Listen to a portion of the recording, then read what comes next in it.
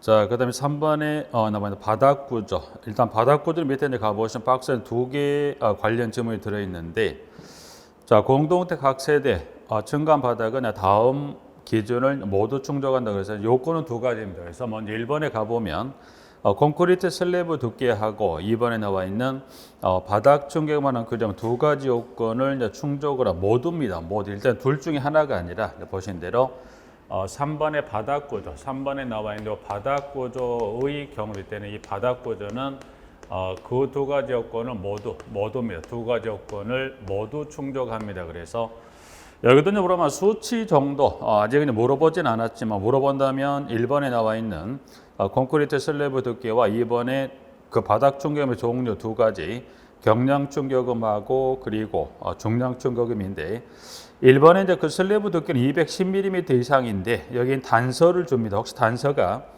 라멘 구조의 공동주택이라고 단서를 주면 이 슬래브 두께가 210이 아니라 150으로 바뀝니다. 그리고 라멘 구조가 무엇이냐? 지문의 그 두 번째 줄에 지금 첫 번째 줄 지문이죠. 라멘 구조는 지금 보시면 보화 기둥을 통하여 내력 그 건물에 힘이 전달되는 구조로 이거를 라멘 구조다 해서 문항 1번 나와 있고요.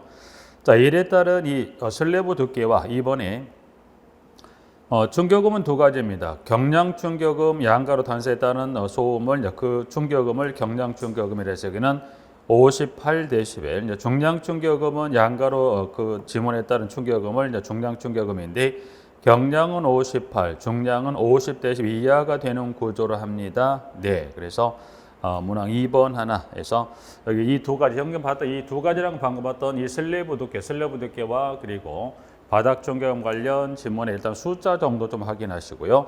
혹시 그 2번에 58과 50을 물어볼 확률이 높은데 반대로 그 용어 경량 충격음하고 중량 충격음도 용어 한번 체크 봐주시고요. 4번 이제 벽체 및 창호 등에 이제 보시면 세대수 정도 그래서 500세대 이상의 공동을 건설한 경우는 벽체 접합 부위나 난방 설비가 설치된 공간의 창호는 국토교통부 장관이 정하여 고시하는 기준에 적합한 결로 방지 성능을 갖추어야 한다라고 해서 문항 4번 하나 세대수 정도 확인하시고요. 자, 한 장을 넘겨보면 승강기로 갑니다. 승강기입니다. 일단 승강기는 일단 여기는 좀 체크할 필요가 승강기 등에 관한 부분에 특히 승강기 설치에 관한 규정은 여기도 빈도가 있는 부분이니까 5번의 승강기 등 한번 잠깐 볼까요? 5번에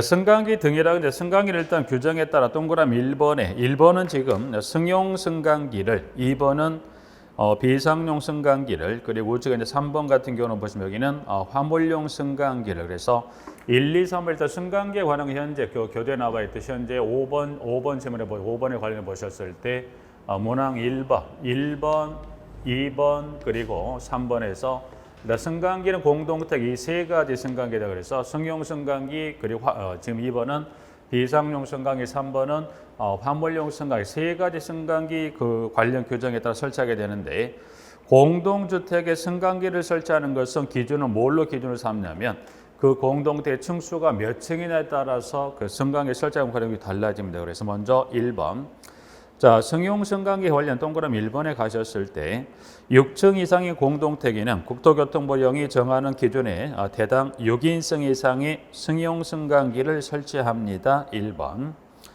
1번은 근데 꼭 설치한다는 게 아니라 단서가 있습니다. 다만 6층인 건축물로서 각층 거실 바닥 면적 300제곱미터 이내마다 1개소 이상의 직통 계단을 설치한 경우에는 그때는 승용 승강기 설치하지 않습니다. 설치하지 않습니다. 그래서 일단 승용 승강기 관련 규정에 따른 층수는 몇 층, 6층 이상, 대당 몇 인승, 6인승 이상의 승용 승강기를 설치합니다. 그래서 숫자 1번에 66 하나 봐주시고요. 그러면 박스에 들어가 보면 두 가지 이제 승강기 규정으로 나누어서 박스 1번에 가보면 계단실형 공동체에 설치되는 승용 승강기를 2번 같은 경우는 보시면 복도형 공동체에 설치되는 승용 승강기 관련해서 일단 1번에 가보죠.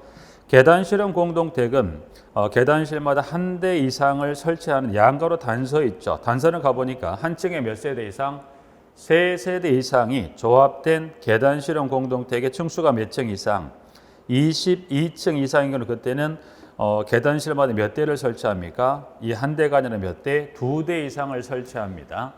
여기는 보면 지금 지금 현재 그 단서에 따른 경우 이렇게 잠깐 볼까요? 공동층수가 지금도 보시면 거의 공동택이 고층 또는 초고층으로 올라가는 형태가 많다 보니까 한 층에 공동택 예전같이 어느 특정 이 해가 드는 방향을 향해서 이 공동을 배치하는 게 아니라 이제 이 공동대 세대 수를 거의 동서남북 사면에 배치하죠. 그래서 예를 들어서 한 층에 3세대 이상 이게 이제 2층수 이제 사면으로 봤을 때 한 층에 예를 들어서 이렇게 동서남북 모두 4방향 모두 세대를 설치하는 경우들은 많습니다. 건물의 층수가 고층 또는 초고층 올라가면 높이 올라가면 한 층에 이렇게 동서남북 4세대를 배치한다. 그러면 한 층에 3세대 이상이 배치되고 이 건물이 지금 여기는 한 층에 몇 세대 이상? 3세대 이상이 설치되면서 이 건물의 층수가 몇 층 이상? 22층 이상. 그러면 층수가 3층 이상이면서 22층 이상이라면 이때는 어떻게 되죠? 당연히 이용자 수가 많다 보니 그때는 몇 대를 계단실마다 한 대가 아니라 2대 이상을 설치합니다. 라고 예사나 1번. 탑승 인원수는 잠깐 놔두시고요. 2번은 먼저 가면 2번에. 이제 그러면 복도형 공동택에 이 승용성을 설치하는 기준 대수는 한 대에 100세대를 넘는 80세대마다 한 대를 더한 1대를 더한 대 등을 설치한다고 되어 있어요. 그러면 기본적으로 몇 세대? 100세대에 기본 몇 대를 설치하는 거예요? 한 대를 설치합니다. 그 이야기는 결론을 봤을 때 그러면 100세대까지 한 대를 설치합니까? 네. 그러면 100세대까지 한 대를 설치하고 초과 몇 세대마다 한 대가 더 추가된다는 거죠. 여기는 그러면 기본적으로 여기는 100세대 한 대고요. 초과 몇 세대마다 한 대가 추가되면 초과 몇 세대마다 80세대마다 몇 대가 추가되는 것. 한 대를 추가해서 이 복도형 공동택에 설치합니다. 그래서 일단 복도형 공동택 일단은 1번의 계단실형, 2번의 복도형 공동택에는 그와 같은 기준에 따라 설치합니다. 그리고 1번, 2번에 지금 잠깐 보류했던 탑승 인원수가 있습니다. 그러면 현재 계단실형 공동택과 그리고 2번의 복도형 공동택의 탑승 인원수는 기준층은 모두가 다 몇 층이 되냐면 4층 이상층으로 기준층은 동일합니다. 그래서 계단실형 공동택의 탑승 인원수 산정 층수를 물어보거나 2번에 나와 있는 복도형 공동택의 그 인원수에 관한 층수를 물어보거나 공의 층수는 몇 층 이상? 4층 이상이 됩니다. 근데 하나 구분하실 게 그 탑승 인원수에 관한 기준층은 동일하지만 계단실형과 그리고 2번의 복도형 공동택에 따라서 탑승 인원수 산정 기준이 좀 다릅니다. 그 기준을 좀 구분하실 게 그래서 1번에 가보시면 그 지문의 세 번째 줄에 자 세대당 얼마입니까? 0.3명인데 0.3명 양가로 뭐라고 되어 있냐면 독신자용 주택은 몇 명? 0.15명 이상의 비율로 산정한 인원수 이상입니다. 자, 복도형 공동택의 두 번째 줄 세대당 얼마? 0.2명. 독신자용 주택은 얼마가 되죠? 0.1. 그래서 모두 공이다 여러분이 지금 1번의 계단실형의 0.3, 복도형의 0.2만 기억하시면 왜냐하면 0.3, 0.2만 기억하시면 단서를 뭐라고 준다면 독신자용을 주면 굳이 따라갈 것 없이 얼마로 가면 돼? 주어지는 기준치의 절반으로 가면 되니까 0.15, 0.1로 가시면 되니까 지문들은 일단 1번의 계단실형은 0.3, 복도형은 0.2가 됩니다. 그리고 독신자용으로 주게 되면 그건 얼마를 기준을 각각 절반 0.2로 0.1로 가시면 되니까 해서 지문 1번에 지금 보신 대로 승용승강이 일단 1번 지문 쭉 판서통에 정리했고 나머지 한번 쭉 읽으면 정리했었고 그래서 1번 승용승강이 마무리하고 2번은 지금 비상용 승강기입니다. 일단 층수는 몇 층인가요? 보니까 2번에 10층 이상의 공동택은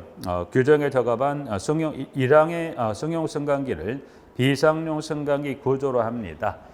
일단 층수는 몇 층이에요? 10층. 10층 이상이면 뭘 설치합니까? 승용 승강기를 설치하는데 여기서 비상용 승강기 주의하실 게 이건 따로 설치하지 않아요. 뭐라고 되어 있냐면 승용 승강기를 비상용 승강기 구조를 한다고 되어 있죠. 그러면 여기 비상용 승강기를 따로 설치하는 게 아니라 1번에 따라 이 승용 승강기를 무슨 구조를 합니까?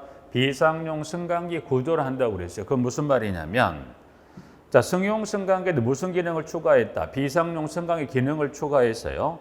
추가했다가 비상용은 말 그대로 거의 비상용이라는 것은 주로 화재가 발생했을 때 쓰기 위한 건데, 그러면 이 화재가 발생해 기능을 전환시켜 비상용 승강 기능으로 전환을 시키고 안 시키고에 따라서 평상시에는 승용 승강기를 쓰다가 그 기능 추가했던 비상시 주로 화재가 발생해 그 기능을 뭘로 전환시키는 거죠? 비상용 승강 기능으로 전환을 시켜서 사용되는 무슨 승강기? 비상용 승강기입니다. 비상용 승강기 여러분 일상생활에 조금 주의 깊게 보시면 이게 비상용 승강기 어떤가 보실 수 있는 건데, 예를 들면 얘가 이제 실질적으로 여러분이 엘리베이터를 타시면 예를 들어서 열린 버튼 그리고 닫힌 버튼이 있고요. 열림 닫힘이 있고, 이제 층수가 1층부터 해서 예를 들어서 뭐 30층이다. 30층짜리 아파트가 30층 건물이 있다면, 네, 여기는 공동택이니까 30층 아파트가 있다. 그러면 여러분이 이 비상용 승강기를 물론 엘리베이터를 타시기 전에 엘리베이터 그 승강장 밖에 문 쪽에 이제 그 표기를 해서 해놓은 경우도 있지만, 여러분이 이 기판을 보고 확인할 수도 있는 여러분들이 보시면, 그러면 열림 닫힘 버튼 위에 뭐가 있냐면 여러분들이 보셨을 때 여기에다 키를 이 열림 닫힘 버튼 위에 키를 2개를 꼽게 돼 있어요. 형태는 동그란 키를 꼽게 되는 것도 일자형이고, 키 꼽는 형태는 중요치 않아요. 그래서 일자형의 키를 동그란 키를 꼽 어느 형태든 간에 열림 닫힘 버튼에 보니까 뭔가 구멍이 2개, 열쇠를 꽂게 되는 구멍이 2개가 있다. 이게 비상용입니다. 여기서 비상용이라는 것은 평상시에는 승용을 운영을 하다가 비상 상황이 발생했으면 여기다 키를 넣고 돌려주게 되면 이 비상용 승강에 전환이 돼서 운행이 되는 형태가 되고, 그래서 중요한 층수가 몇 층이당 10층 이상입니다. 네. 자, 그리고 하나 추가적으로 볼게 관련해서 비상용 승강기 구조를 합니까? 네. 관련 구조 관련해서 밑에 보면 건축물의 설비에 관한 규칙상의 비상용 승강기 승강장과 승강로입니다. 여기서 지금 말한 승강장하고 승강로는 여러분이 뭘 생각하시면 되냐면, 일단 승강로입니다. 승강장. 승강장은 여러분이 어디 생각하시면 되냐면, 여러분 엘리베이터를 타시려고 예를 들어 10층이라면 예를 들어 10층은 엘리베이터를 타시려고 10층 버튼을 누르고 엘리베이터 그 문 열리기 앞 일정의 그 바닥에 공간이 있죠. 그 공간을 이거를 승강장. 승강로라면 승강기 이동하는 그 통로, 통상 피트라고 표현하는데 일단 법에서는 이거를 승강로. 그래서 승강기 이동하는 통로를 승강로. 승강장은 이 엘리베이터 버튼을 누르고 버튼 앞쪽 일정 바닥의 공간, 그 공간을 승강장. 그리고 엘리베이터가 이동하는 그 수직 통로를 승강로라 합니다. 그 용어만 일단 확인하시면 관련해 쭉 해서 지금 지문에 2번은 비상용 승강기 승강장입니다. 승강장에서 가에서부터 아까지 쭉 해서 나와 있습니다. 부분들은 여기는 지금 지문에 일단 가번 승강장의 창문, 출입구, 기타 개구부를 제외한 부분은 당해 건축물의 다른 부분과 무슨 바닥인가요? 내화 구조의 바닥 및 벽으로 구해갈 거라고 해서 일단 가번하고요. 다만 공동주택의 경우에는 승강장과 특별 피난 계단의 부속실과의 지금 겸용 부분을 특별 피난 계단의 계단실과 별도로 구해가는 때는 승강장을 특별 피난 계단실의 부속실과 뭐 할 수 있다? 겸용할 수 있다. 그래서 가번. 자, 그 다음 지문 나와 있는 지문에 나번입니다. 그래서 출입문은 각종의 내부와 연결할 수 있도록 하되 그 출입구 양가로 해서 승강로 출입구를 제외한 출입구에는 무슨 문을 설치하고 각종 방화문을 설치할 것. 다만 피난층에는 각종 방화문을 설치하지 아니할 수 있다. 답은 노대 또는 외부를 향하여 열 수 있는 창문. 노대는 여러분 여기서 노대는 발코니입니다. 그러니까 노대는 여기 특별하게 언급이 되는데, 노대는 여러분 이거를 발코니 개념 보시면 돼요. 발코니. 그래서 발코니 개념 정도에서 노대. 그래서 지금 지문은 노대 또는 외부를 향해 열 수 있는 창문이나 배연 설비를 설치한. 배연이란 건 연기를 밖으로 빼주는 설비를 배연 설비라고 그랬죠. 배연 설비를 설치합니다. 그리고 라번. 벽 및 반자가 실내 접하는 부분의 마감 재료는 무슨 재료입니까? 불연 재료예요. 불연 재료라는 건 뭐예요? 불에 타지 아니한 성질을 가진 재료, 불연 재료. 그래서 영어는 불연 재료. 그거 하나 좀 체크 봐 주시고요. 자, 4번 승강장에 바닥 면적 비상용 승강기 한 대에 대하여 몇 제곱미터인가요? 6제곱미터. 숫자 6 하나 꼭 체크하셔서 승강장의 바닥 면적은 최소 한 대에 대해서 얼마 면적 이상인가요?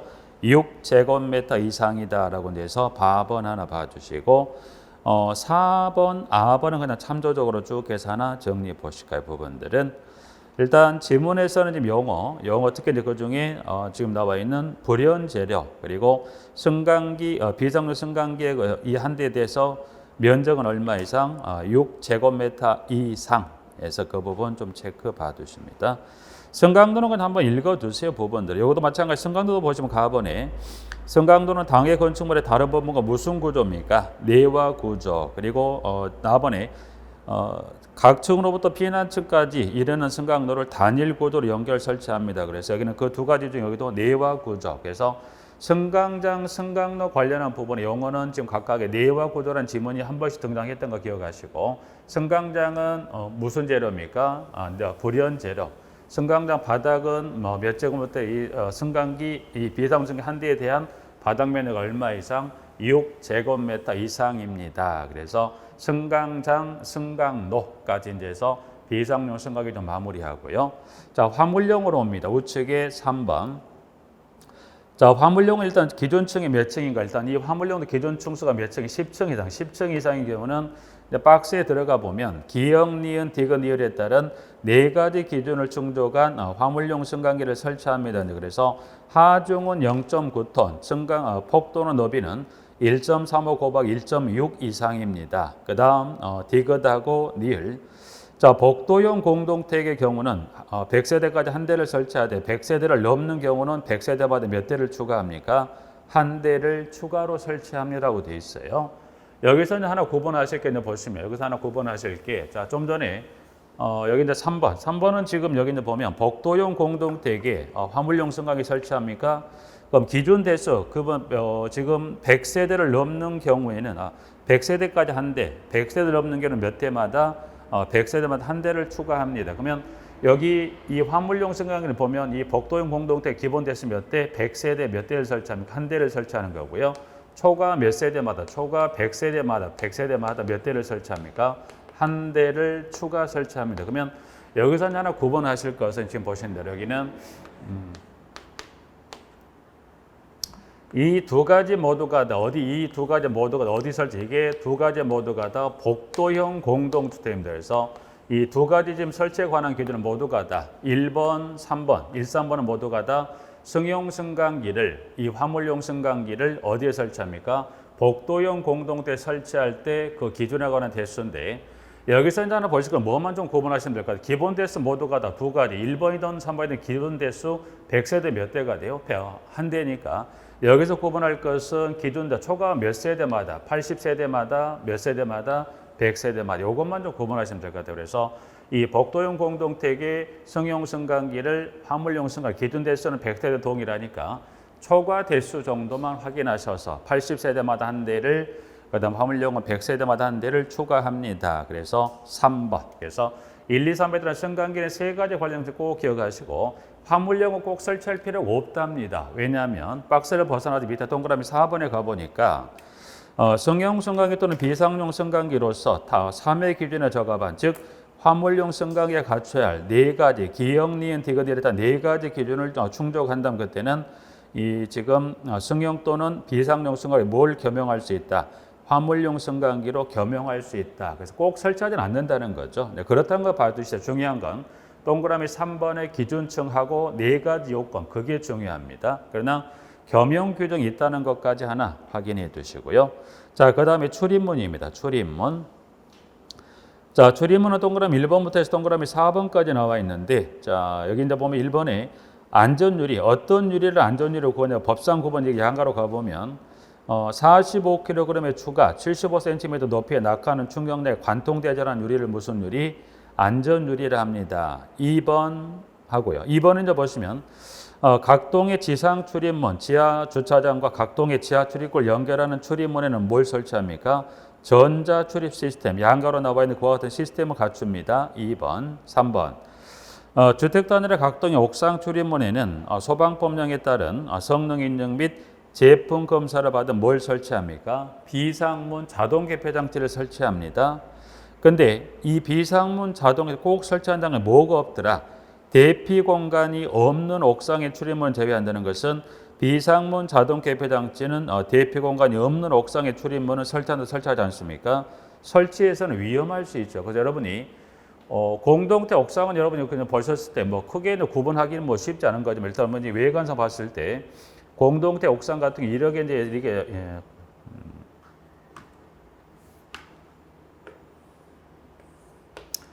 돼 있어요. 옥상 출입문 있다면 이렇게 출입문이 있다면 여러분들이 출입문은 이런 형태 옥상이면 어떻게 돼요? 여기는 이 옥상 출입문 열렸을 때 어디로 대피할 수 있죠? 옥상 바닥에 이렇게 사람들이 대피할 수 있겠죠. 그래서 이 출입문을 열고 이 비상문 자동 개폐 장치가 열리면 이렇게 옥상으로 대피해서 뭐 이 불을 피한다거나 아니면 여기서 이제 보면 구조를 기다릴 수 있는 건데 이 비상문 자동 어느 경우 설치하 대피 공간이 있다 없다?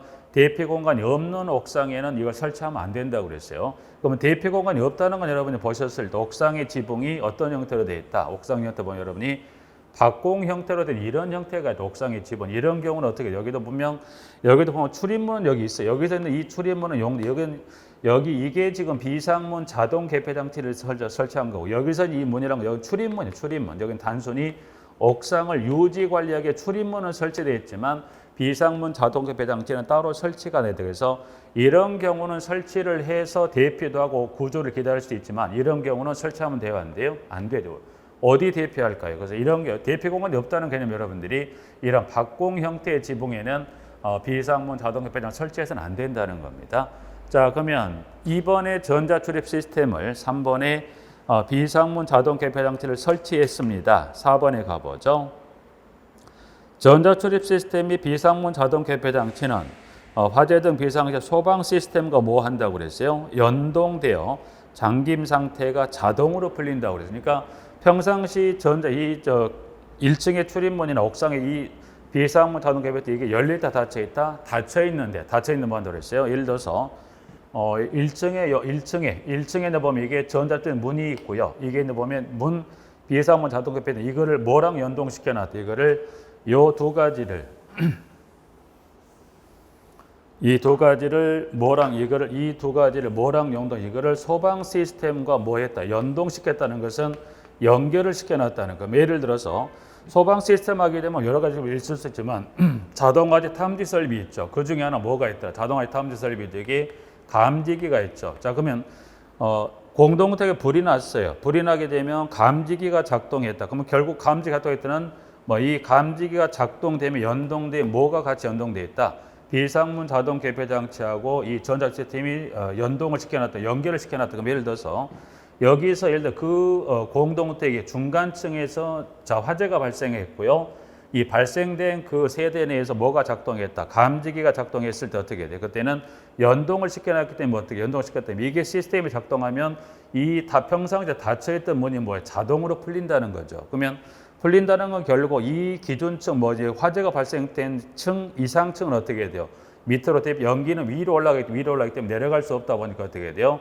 화재가 발생한 그 층 이상층 어디로 이 비상문 장치를 통해서 대피를 할 수 있는 거고 2층 미만이면 어디로 밑으로 가서 이 시스템에 의해서 문이 자동으로 열리기 때문에 대피할 수 있게끔 해서 평상시는 두 개 모두 닫혀 있지만 연동시켜서 이와 같은 상황이 뭐예요? 감지기 작동은 이게 자동으로 열리게 돼 있더라. 그래서 대피를 원활하게 할 수 있게끔. 그래서 개념은 이제 그렇게 정리하시면 영어에서 2번의 전자출입 시스템 3번 그리고 비상문 자동 개폐 장치는 4번 연동을 시켜서 자동으로 풀립니다. 네, 하나.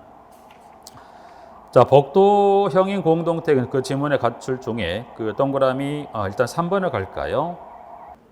3번은 지금 지문에 가보시면 불연재료 또는 준불연재료입니다. 그래서 용어 하나 봐두시고요. 자, 2번에 중복도는 지금 그 외기에 면하는 개구벌을 설치하는 최소 몇 개? 거리는 지금 채광목 통풍이 원하도록 몇 미터마다 40m마다 1개소 이상 외기에 면하는 뭘 설치합니까?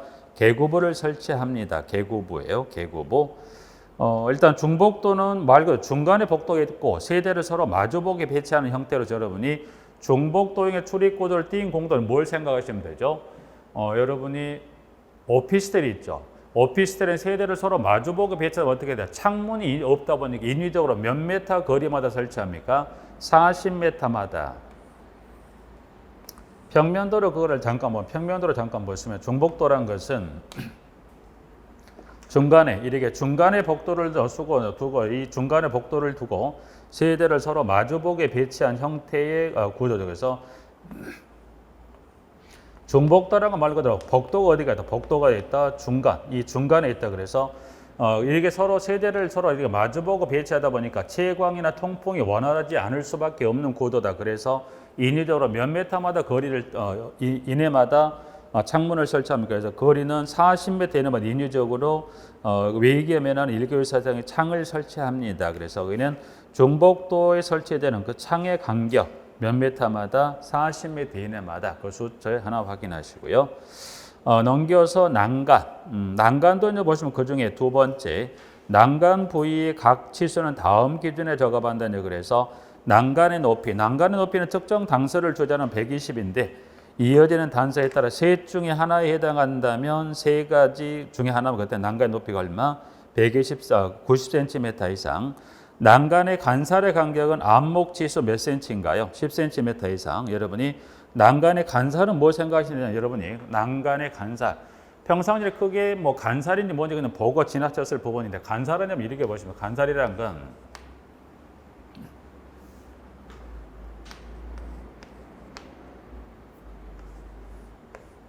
커지네요.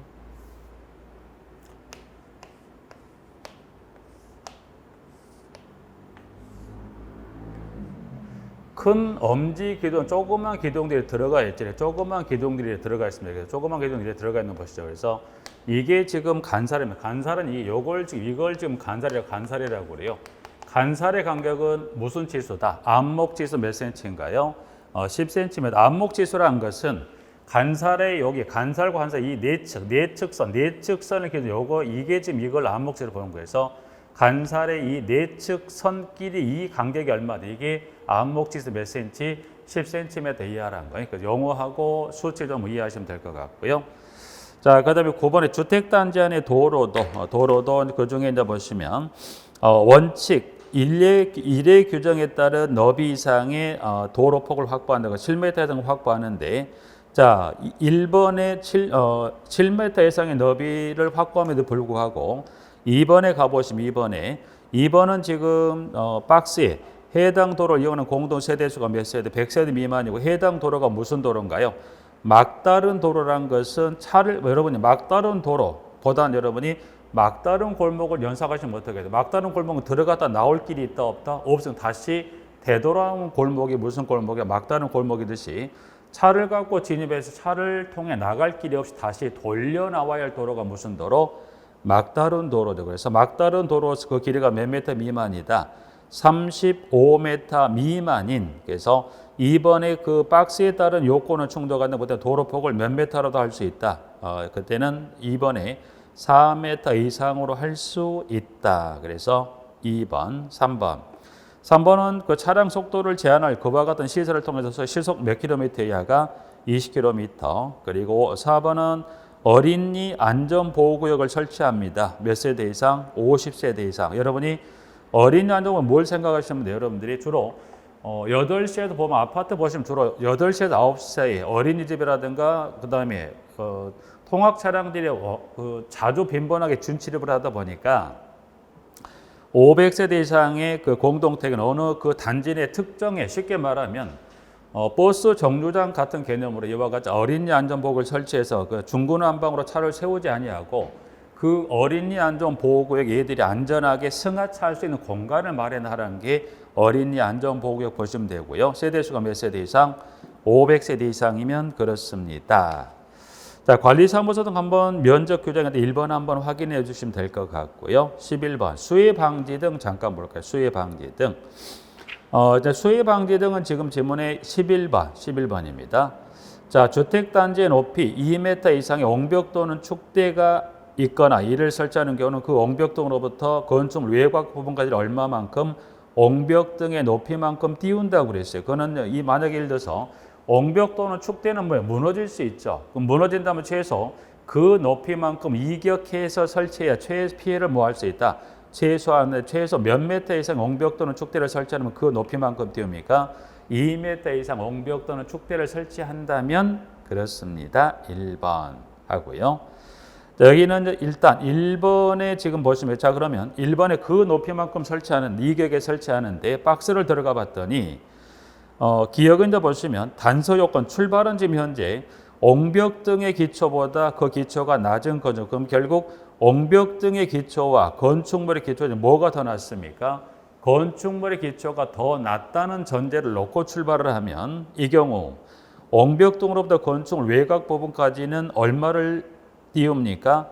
5m 이상을 띄워야 하는데 양가로 단서 있죠. 단서란 건물의 층수가 몇 층 이상? 3층 이하면 몇 메타를 띄웁니까? 3m 이상을 띄웁니다. 라고 해서 기역번.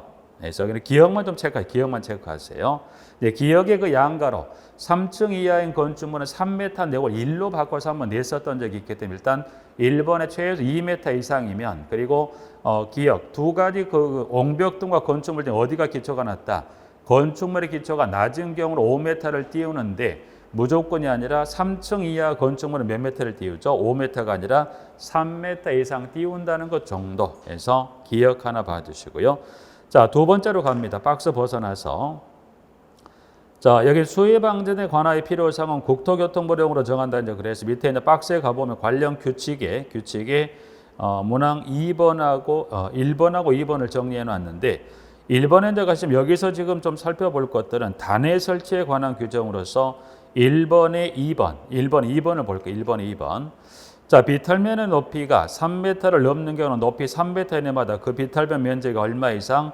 5분의 1 이상 해당하는 면적에 뭘 만듭니까? 단을 설치한다고 그랬어요. 자, 그러면 면적의 단을 만들 것. 꼭 그렇다는 건 예외적인 단서가 있습니다. 그런 경우는 설치하지 않을 수 있다고 되어 있고요. 자, 비탈면에는 뭘 심습니까? 나무 심기와 잔디 붙이기를 한다고 되어 있습니다. 다만 비탈면의 안전을 위하여 필요한 경우에는 돌 붙이기를 하거나 콘크리트 격자 블록 기타 비탈면 보호 구조용 구조물을 설치한다고 되어 있습니다. 부분들은 2번은 여러분이 공동주택에 그와 같은 단을 설치되는 경우도 있고요. 여러분이 공동택엔 쉽게 찾아볼 수 없다 보니까 여러분이 뭘 생각하십니까? 여러분이 고속도로를 가시다 보면 직접 차량을 운전하시나 아니면 버스를 타고 이동하시다 보면 어떻게 돼요? 산을 깎아서 길을 낸 경우가 있어요. 그럼 여러분들이 산을 깎아서 비탈면 그 산을 깎아서 길을 내면 어떻게 돼요? 이게 비탈면이죠. 비탈면.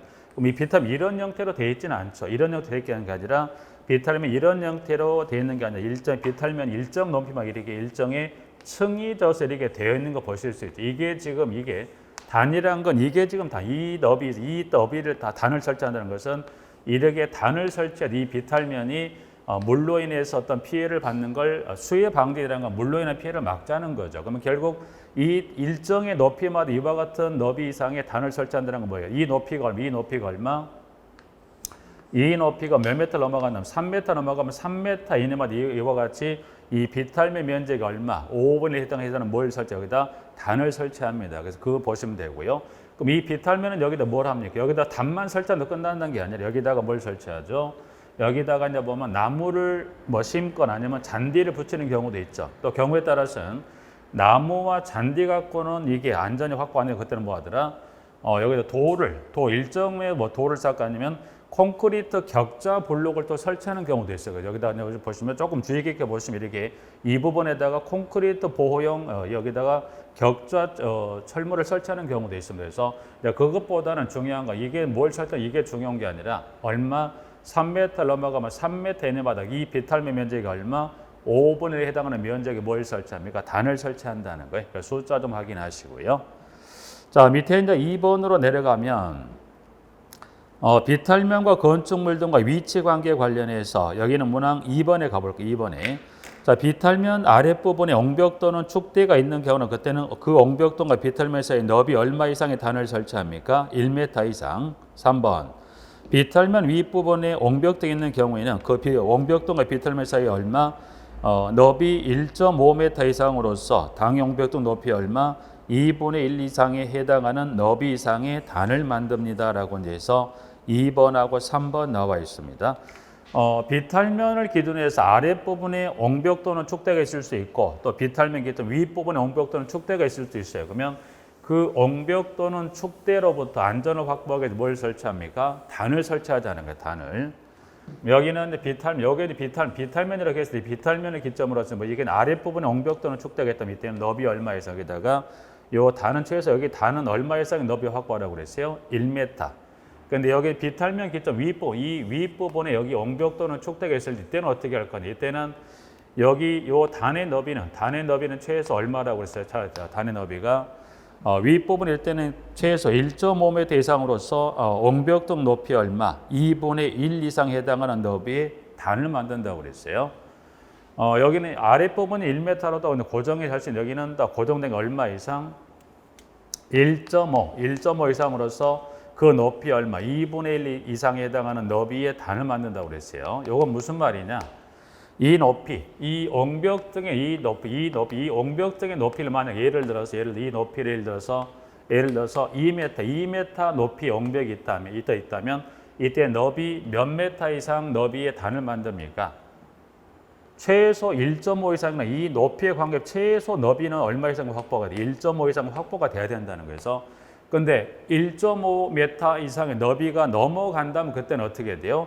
이 높이 얼마? 2분의 1 이상이라는 것은 예를 들어서 여기가 6m, 너무 높죠? 6m, 5m 볼까? 5m, 4m보다 4m. 자, 여기 이제 보면 이 높이가 4m예요. 그럼 4m라는 최소 얼마나 확보가 되는 거죠? 1.5m가 최소 1.5m를 확보해야 되는데 1.5가 넘어가는 그때는 이 높이 얼마? 2분의 1 이상이니까 이때는 4m라고 가정 이때는 최소 몇 m 너비 이상을 만들면 되죠? 2m 너비 이상의 단을 확보합니다. 중요한 건 1.5, 2분 요 개념만 이해하시라고 설명을 드린 거고 그래서 최소는 얼마 이상의 너비가 확보 1.5 이상 확보가 아무리 단의 너비 이 높이가 아무리 높이가 낮아도 최소 단의 너비는 얼마 이상 확보하면 1.5로 확보하고 1.5m가 넘어가는 경우라면 그때는 그 높이 얼마 2분의 1 이상 해당하는 너비의 단을 설치해서 수혜로부터 이거를 위험을 사전 방지하자는 겁니다. 2번 하나 확인하시고 한 장을 넘겨보죠. 안내 표지판 세대수 정도 300세대 이상 보안등은 여러분 다른 건 여기는 보안등은 여러분이 생각하시면 이거를 보안등 가로등이 있죠. 아파트 단지에 있는 가로등. 그래서 그 가로등을 설치합니다. 그래서 보안등도 뭐 동그라미 1번 정도 확인하시나 한번 볼까요? 1번. 주택단지 안에 어린이 놀이터 및 도로 보니까 폭이 15m 이상인 도로의 경우는 도로 양측에 설치하는 거죠. 그래서 도로에는 뭘 설치합니까? 보안등을 설치한다. 이 경우 도로에 설치하는 보안등 간격은 몇 m마다 설치합니까? 50m 이내. 그러니까 여기 보안등의 설치 간격은 어디만 해당되는 거? 설치되는 두 가지 계서 어린이 놀이터와 도로 모두 해당되는 게 아니라 어디만 해당된다. 여기는 도로만 50m 이내마다 간격이 해당된다는 겁니다. 그래서 그 수치 지금 50m에는 어디만 된다? 도로만 해당이 됩니다라고 해서 보안등. 자, 비상급수 시설, 비상급 말고 비상시 사용한 급수시설의 종류가 뭐가 있다? 지하 양수시설, 지하 조수. 양수시설은 그 지하에서 물을 끌어올리는 게 양수시설. 지하 조수조는 지하에 물을 담아놓을 수 있는 시설을 지하 조수조라 그래서 지하 양수시설, 지하 조수조 하나 확인하시고요. 자, 전기시설입니다. 15번 전기시설 여긴 좀 하나 볼까요? 전기시설은 하나 확인할 필요가 있어요. 전기시설은 일단은 각 세대 전기를 몇 킬로와트를 공급할 거냐가 이제 15번이 현재 전기시설인데 볼까요? 자, 지문에 보면 주택에 설치하는 전기시설 용량은 각 세대별로 몇 킬로와트 이상입니까? 3킬로와트 이상이어야 한다. 그러면 기본적으로 세대별로 기본 얼마 이상을 공급해야 돼요? 3킬로와트 이상을 공급합니다. 근데 그러면 3킬로와트는 세대 면적 관계에서 무조건 다 3킬로와트만 갈 거 아니죠. 세대 전용 면적에 따라 용량은 늘어날 수밖에 없죠. 그래서 그 늘어난 용량에 관한 기준의 첫 번째 줄에 3킬로와트 양가로 가보니까 세대당 전용 면적 60제곱미터 이상인 경우에는 3kW의 얼마를 60을 초과하는 몇 제곱미터마다 10제곱미터마다 얼마를 더하게 됐다.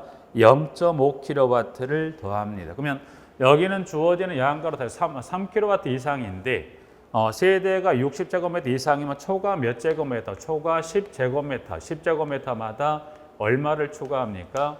0.5kW를 더한 값으로 용량을 공급한다. 그럼 예를 들어서 세대 전용 면적이 예를 들어 80제곱미터라고 해서 80제곱미터입니다.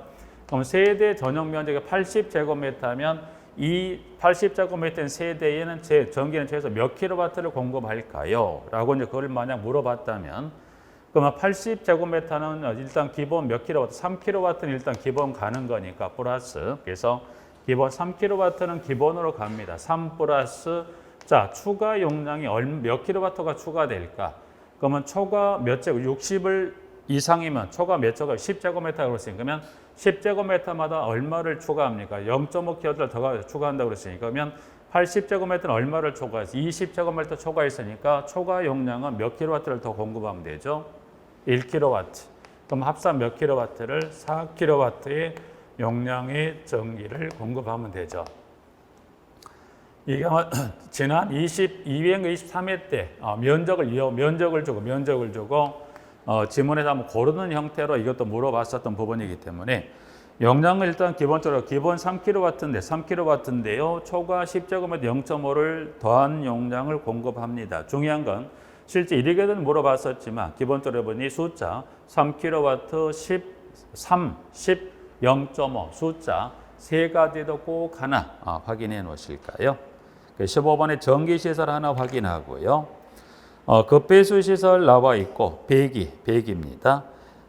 배기 설비 관련해서 보시면 17번에 박스에 들어가 보죠. 박스에 가보죠. 박스 가기 전에 자 주택의 욕실 및 화장실에는 바깥에 공기 면하는 뭐를 바깥에 공기 면한 정리해서 창문을 설치하거나 0으로 정하는 바에 뭘 설치합니까? 냄새를 뺄 수 있는 뭘 설치한 배기 설비를 설치한다고 되어 있습니다. 그래서 박스에 들어가 보면 부엌, 욕실 및 화장실 설치하는 배기 설비는 다음 기준에 적합한다는 그래서 여기는 1번에 배기구는 반자 또는 반자는 몇 cm 이내 높이에 설치합니까? 80cm 이내 높이에 설치합니다. 그리고 항상 개방될 수 있는 구조로 합니다. 해서 6가지 관련 규정 중에 1번 하나, 센티미터 하나 확인하시고요. 한 장을 넘겨봅니다. 넘겨보시면 지문에 6번 배기통입니다. 배기통은 지금 냄새 등이 실내로 역류하는 걸 방지할 수 있도록 다음에 어느 하나에 해당하는 구조로 합니다. 그래서 현재 여기서는 1번에 관한 센티미터 얼마? 그 센티미터 하나 기억하시고 현재 그 교재 문항상 번호 6번입니다. 6번. 1에서 6에 해당되는 요건 중에 1번 하나 확인했고요. 2번입니다.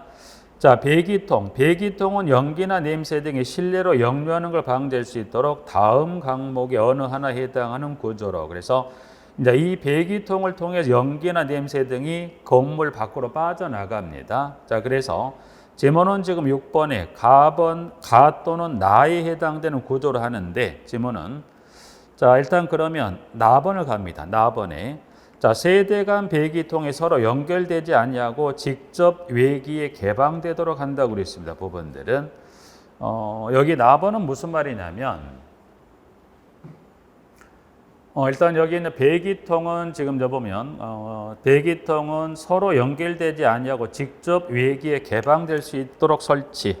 이건 이렇게 설치하면 일단 이렇게 설치하면 냄새나 연기가 역류할 수 있더라. 이 세대 배기통이 있다고 봐. 이렇게 세대 배기통이 있다면 요것만 잠깐 그래죠. 그러면 세대 배기통이 있습니다. 그러면 자 세대 배기통 이 세대 배기통을 이게 지금 세대 배기통이고요. 세대 배기통 이게 이제 이 세대 배기통이 각각 이 공용 배기통이 하나에 연결되면 어떻게 되겠다. 이렇게 연결되면 어떻게 돼요?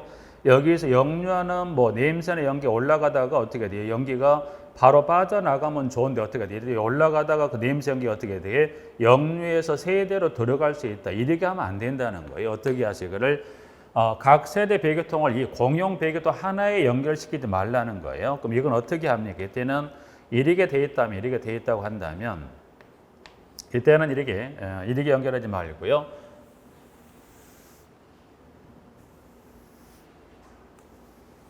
세대 배기통을 별도로 따로 빼주는 이렇게 연결시키지 마세요. 이렇게 역류할 수 있다면 이걸 따로 세대 배기통을 각각 직접 이렇게 외기에 이거를 연결해서 이걸 밖으로 빼내면 어떻게 이렇게 하면 어떻게 돼요? 역류하는 세대에서 올라온 내음수가 이렇게 가지고 역류하게 들어올 수 있다면 이렇게 하면 어떻게 된가요? 각 세대 배기통이 내음새가 바로 밖으로 빠져나갈 수 있다 보니까 이런 부분을 방지할 수 있겠지 않겠냐. 그래서 두 번째는 이렇게 공용 배기통 하나에 연결하지 말고 각 세대별 배기통을 따로따로 각각 외기에 개방될 수 있게끔 따로 이렇게 빼주라는 거예요. 그게 두 번째 지금 나번에 관한 걸 설명하는 거고요. 나의 구조로 하거나 또는 가번에 세대 안의 배기통에 뭘 설치합니까? 자동 역류 방지 댐퍼를 해서 그러면 자동 역류 방지 댐퍼는 뭐냐? 양가로 세대 안의 배기구가 열리거나 전동 환기 설비가 가동하는 경우 전기 또는 기계적 힘에 의해 자동으로 개폐되는 구조로 된 설비를 말하며 기준에 따른 산업표준에 적합한 성능을 가진 제품이어야 한다 해서 자동 역류 방지 댐퍼 또는 이와 동일한 기능의 배기 설비를 설치합니다. 여기서 지금 말하는 뭐가 있냐면 여기서 말하는 자동 역류 방지 댐퍼예요.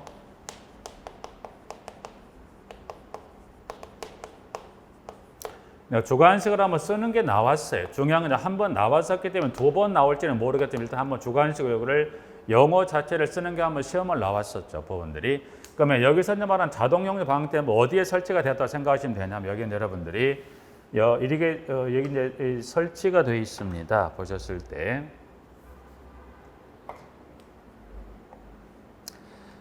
이 이제 세대 배기통, 공용 배기통 하나에 연결을 시켰으면 그럼 이게 역류에 들어갈 수 있다고 그랬어요. 자, 이제 그러면 여기서 역류 방지 댐퍼라는 것은 이 배기통, 세대 배기통 끝에 이렇게 설치하다 보시면 이제 이게 세대 배기통이라고 한다면 이렇게 볼까요? 이제 배기통이라고 한다면 배기통에 있으면 이 배기구 여기 위쪽 이와 같은 여기 배기구 이와 같은 자동 역류 방지 댐퍼가 설치됐어요.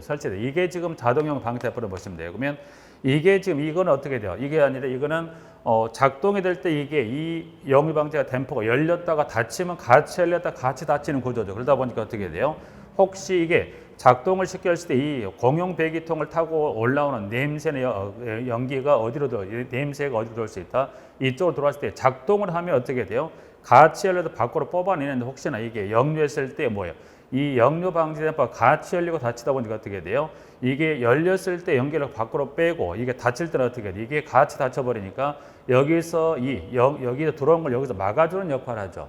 막아서 세대로 들어오는 거를 막아주는 무슨 역류 방지 댐퍼를 이 배기구 위쪽에다가 설치해서 열리면 같이 전동 환기 설비가 작동하면 같이 열려서 밖으로 빼냈다가 전동 환기 설비가 닫히면 같이 닫히면 닫히죠. 그러면 이 역류하는 이 냄새 등이 들어올 수 있다 없다? 들어올 수 없죠. 그래서 여러분이 쉽게 말하면 이거 뭘 생각하시면 돼요? 집에 전동 환기팬을 돌렸을 때 역류 방지도 같이 열리고요.